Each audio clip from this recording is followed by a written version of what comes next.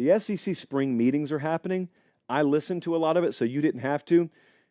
Greg Sankey had a lot to say today. The commissioner down there, they talked about a 9-game conference schedule, which I know there are many opinions on, in my audience at least. And he said, we're not doing it for this year. We're not doing it for next year. 2026 and beyond, he kind of said, we'll see. And you know what? Frankly, I think the decision is not so much in his hands. Yes, it is. But I think what will decide whether the SEC wants to go to 9 conference games is, how does that committee handle playoff selection this fall? That's what it's always been about. There are a lot of folks in the SEC that want to play another conference game per year. You can call it scared, whatever you want to call it. They don't care. But what they've looked at is they've said, we already play a tough enough schedule. Why would we voluntarily add, 8 more losses onto our conference resume any given year, when we know at the end of the day, we may be dealing with a group of people who says, well, you are what your record says you are. Well, you know what? We're not going to add more losses onto our record. And so all you're waiting to see is, is there a 2-loss SEC team that plays this ridiculous schedule that they're going to play this year that gets passed over for a 1-loss Big 12 team or something like that? If that happens, the SEC's not budging off of this 8 versus 9 conference game debate. They're just not. So that's a wait and see. The availability reports for gambling purposes, that's being talked a lot about. I expect that to pass. I would be shocked if we get a couple of years more down the road and college football has not, in uniform nation or fashion, adopted availability reports. All that is, for those unfamiliars, it's what the NFL does. It's, you turn on CBS Sports HQ on Wednesday and you see that, Trevor Lawrence, he is questionable for Sunday's game against Cleveland with a groin strain. Well, why do they do that? Why would they tell you that? Because they have to.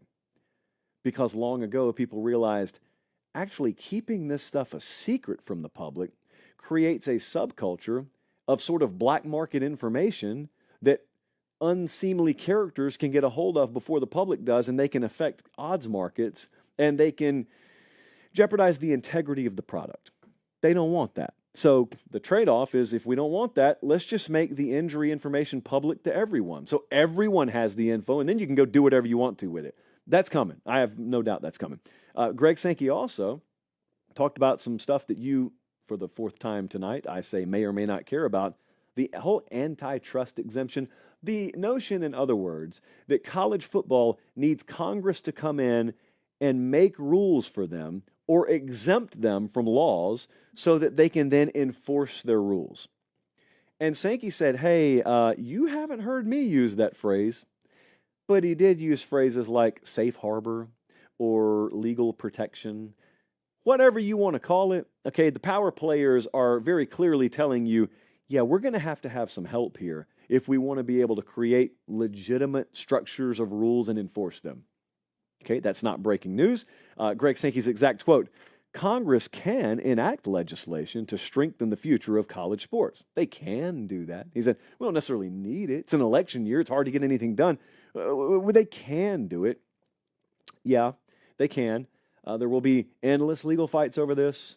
Hasn't ended. It's only just begun. I spoke my piece on that about 45 minutes ago. Billy Napier spoke today. So Billy Napier has a lawsuit that is ongoing against him by former enrollee there, at least, Jaden Rashada. So Rashada claims that he had $9+ million on the table from Miami. Then Florida promised him $13+ million. So he decommits and he goes to Florida. Then Florida backs out at the last minute, and it cost him the opportunity to cash that payday with Miami. And then he goes off to Arizona State and doesn't do much of anything. Now he's enrolled at Georgia, decided to file a lawsuit against Billy Napier, not the university, should be noted, but Billy Napier and a couple of other people around Florida. So Napier spoke today, and he said, and I quote, I'm comfortable with my actions. I don't necessarily think this thing is the bomb that is blowing up in Billy Napier's face like some believe it is. I talked to someone today who is well informed in college athletics who said this will be to him what that whole McDonald's bag saga was to Jeremy Pruitt. Well, really what happened there is Jeremy Pruitt didn't get it done on the field, and the University of Tennessee had a reason to get rid of him without having to pay him. Could there be a world down the road where Billy Napier doesn't perform on the field, and there are some around the University of Florida who look to finagle this into alleviating their need to pay him a buyout, sure, that happens a lot. I'm not sure it would work, but yeah, there's a world where that happens. But in the here and now, no one, including Napier, is thinking like that. They're thinking we're on the right path, and we're going to win this fall, and we're going to prove everyone wrong. And I actually believe him. I actually believe he is comfortable with his actions, and so that'll play out however it plays out. I told you when that Rashada stuff broke, I don't know that we're going to hear a whole lot more about that. That could be wrong. I just thought that was the long and short of it. And whatever happens will happen, but it'll happen largely out of the main event spotlight of college football. Too much other stuff going on right now. College football, I'm telling you, it continues to be undervalued. This stuff is always a reinforcement of that. There was a once upon a time where you didn't even know the SEC had spring meetings. You barely knew they had media days.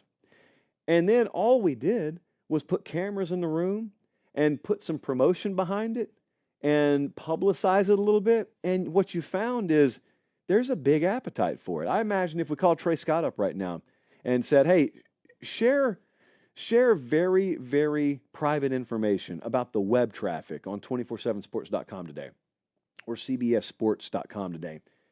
This got a lot of traction. There's a lot of interest. And that's not just relegated to the SEC. There's a lot of interest year-round in a lot of things to do with college football. I know that because I do a year-round college football show, and we're able to do that because we got an audience year-round. This stuff is so undervalued. Even now, it's so undervalued. And one day, and I don't know how long it's going to be down the road, one day, college football will sort of harness itself in the proper fashion. And you will see a financial windfall like you've never seen. The NFL, for example, just think about the difference here. When the NFL sells its media rights, the NFL product is the NFL product. There is no AFC East media rights deal that's way bigger than the NFC West. You ever notice that? It's the NFL deal, and they go into business with everything from Amazon to CBS to Fox to NBC. College football doesn't do that. The Big Ten has their deal. The ACC has their deal. Just imagine for a second, and I'm not sure I'm even advocating for this, but I'm just thinking out loud. Imagine for a second there was a college football media rights deal, and that thing goes to the open market. How much money would that go for?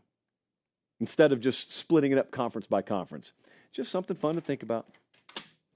We're doing good here. Our show's doing great. This is the most consumed college football show in digital media, so it is probably in my best interest to just sit still on this, but it doesn't stop me from wondering what could be.